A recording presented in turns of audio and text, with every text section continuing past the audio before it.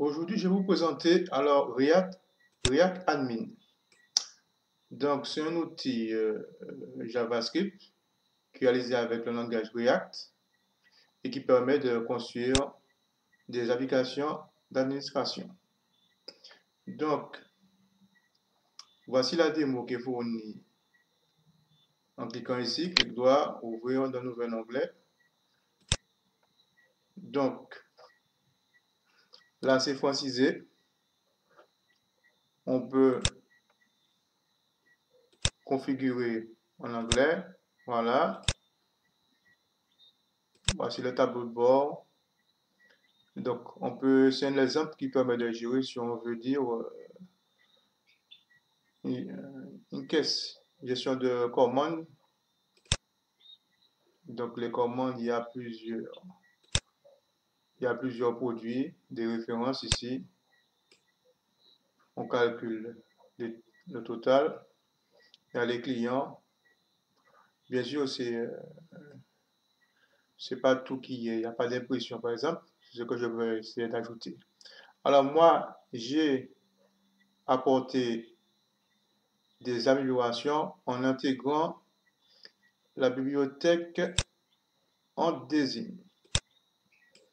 Donc, voici mon exemple qui est sur localhost 3000. Donc, j'ai ajouté ici, par exemple, voici mon exemple, c'est la discothèque.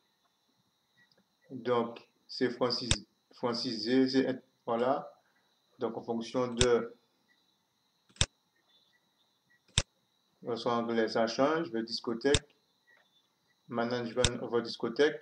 Bon, je n'ai pas encore fait pour le tableau qui est là. OK. Donc, j'ai intégré.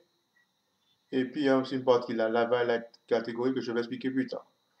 Donc, pour réaliser cette partie-là, j'ai utilisé la bibliothèque en désigne. Et là, c'est le composant table.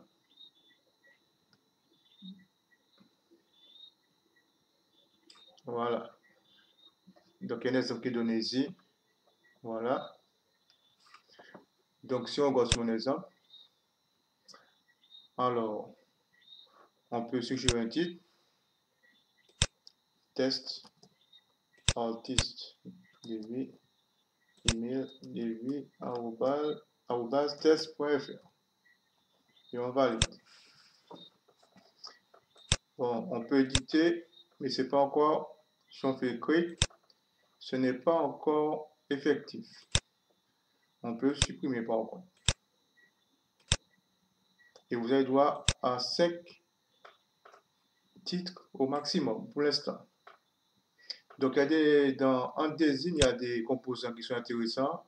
Par exemple, le composant ici, TreeSelect.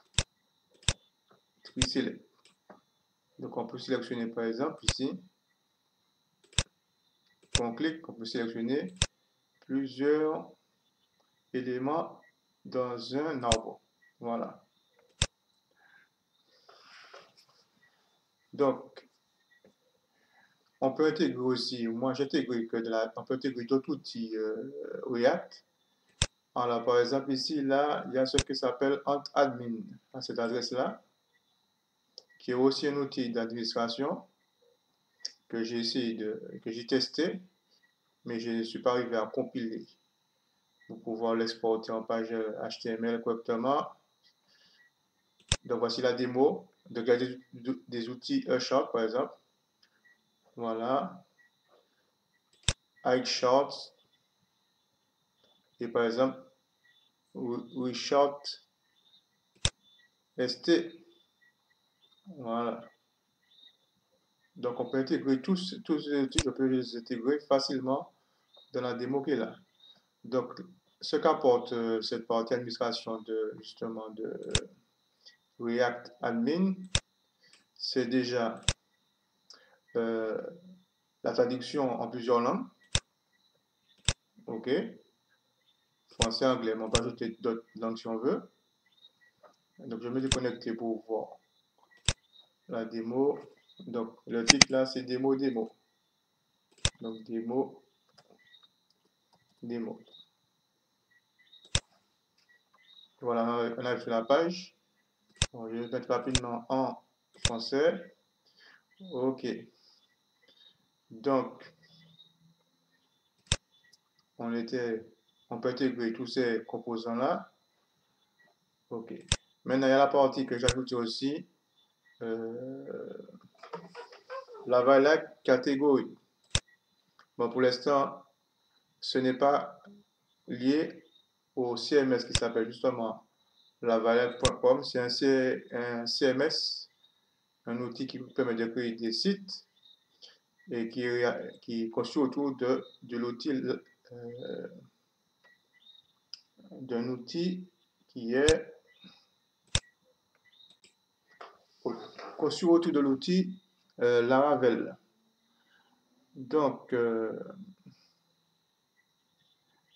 l'idée c'est de j'ai installé ça sur mon serveur, sur mon ordinateur, voilà. Donc voici l'exemple à cette adresse-là. Donc il y a ici, j'ajoute un plugin qui permet de gérer des listes de produits. Et ce qui m'intéresse, c'est justement là, pour commencer déjà, c'est la partie